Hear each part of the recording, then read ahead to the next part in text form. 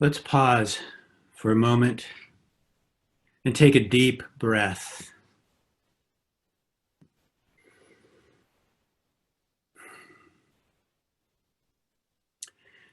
Just when you thought 2020 couldn't get any worse, the architect of the legal fight for women's rights, Ruth Bader Ginsburg, died on Friday of complications of pancreatic cancer. She served 27 years on the nation's highest court and became its most prominent member. As one obituary put it, her death will inevitably set in motion what promises to be a nasty and tumultuous political battle over who will succeed her, and it thrusts the Supreme Court vacancy into the spotlight of the presidential campaign. This moment has nearly immediate implications on the rights of women, immigrant families, the LGBTQ community, and on those without health care. And can I just say, on any Christian who seeks to follow and respect the life and example of Jesus? Over the last few days, I have heard you say, write, or share your reactions to this moment in history, using words like fear, anxiety, anger, profound sadness, exhaustion, despair, grief, smashed to bits, run over, kicked while you're down. On this, our traditional Welcome Back Sunday, I am here to remind you that our clarion call that all are welcome also means all of who you are is welcome. The whole God's honest kit and caboodle of where you are right now is welcome. That is the role of a faith community, to carry our burdens together. I'm grateful that we can gather at this moment to at least see each other and pray together and greet one another. Welcome, and thank you for being here. But we are here this morning not only to feel that we are not alone, to feel the love and support of others, but also to remember our faith, that spiritual stuff that regenerates us and sends us back out there to act. Each of you have been through so much. Every day I hear of a new challenge in a family, a diagnosis, a wrenching loss, a profound sadness, a heartache. Add to this that sometimes we don't remember whether we are wearing a mask to prevent the spread of a virus or whether to protect us from the suffocating air produced by an entire coast on fire. But are we not also aware that others have it worse? Can it be that this moment in history is actually an invitation to empathy, to a felt connection with those who have throughout history been oppressed or brutalized, facing challenges far worse? I believe we are experiencing a wake-up call similar to the early church.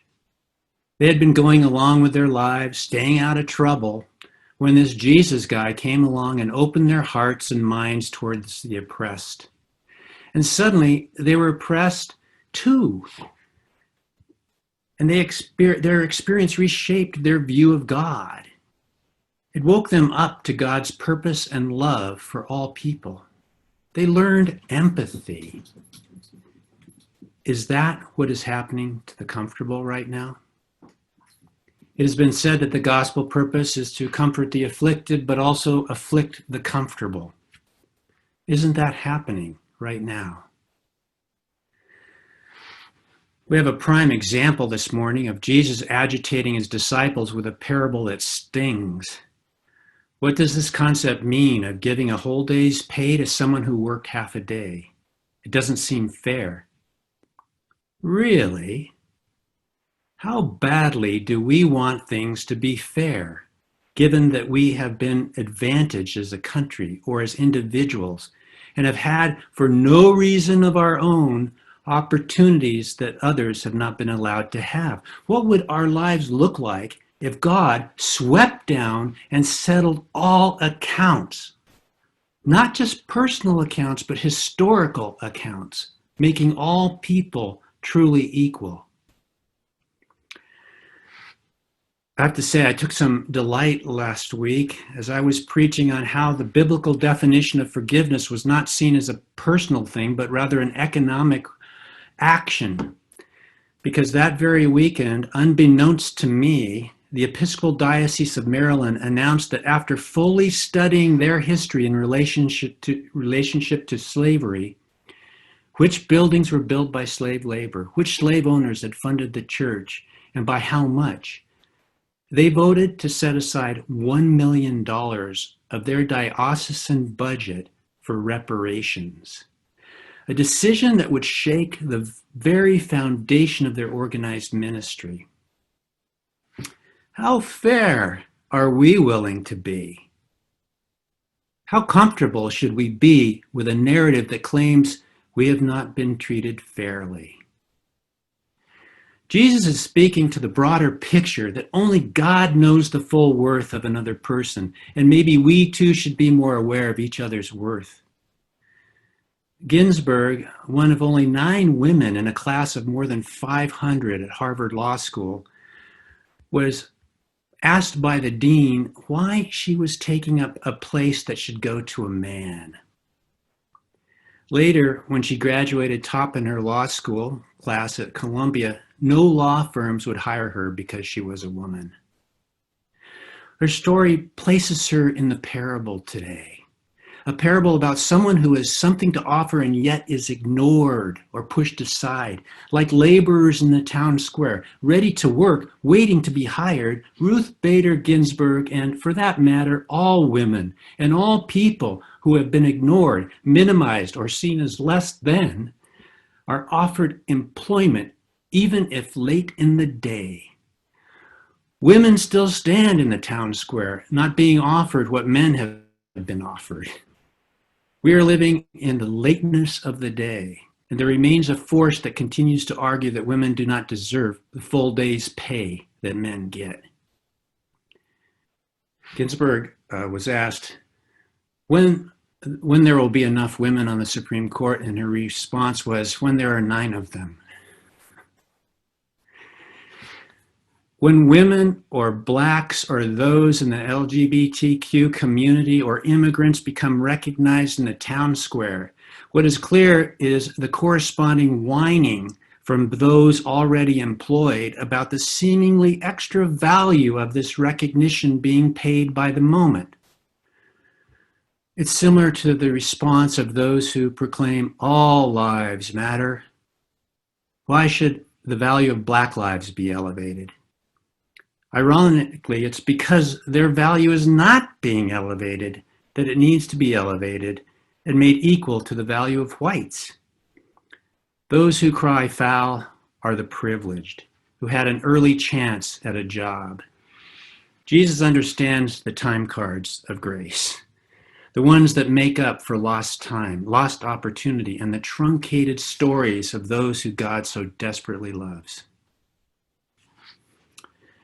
Justice Ginsburg, a Jew, died on Rosh Hashanah.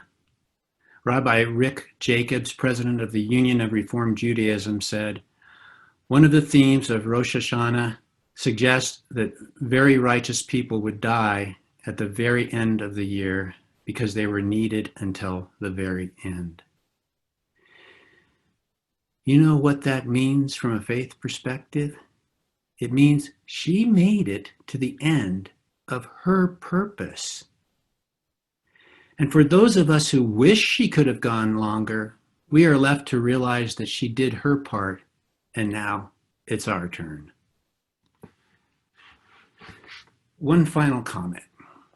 As our faith revives and regenerates us and sends us back into the fields, even if late in the day, let us heed Justice Ginsburg's words. Fight for the things that you care about, but do it in a way that will lead others to join you.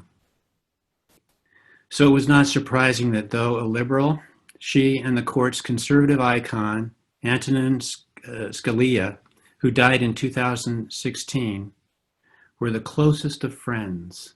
So much so that Ginsburg spoke at his funeral, speaking forth words of admiration and great love. There's even an opera called Scalia Ginsburg that is based on their legal disagreements and their affection for one another. Ginsburg once said that she felt a very bright star was over her, guiding her through life. So I ask you to take another deep breath.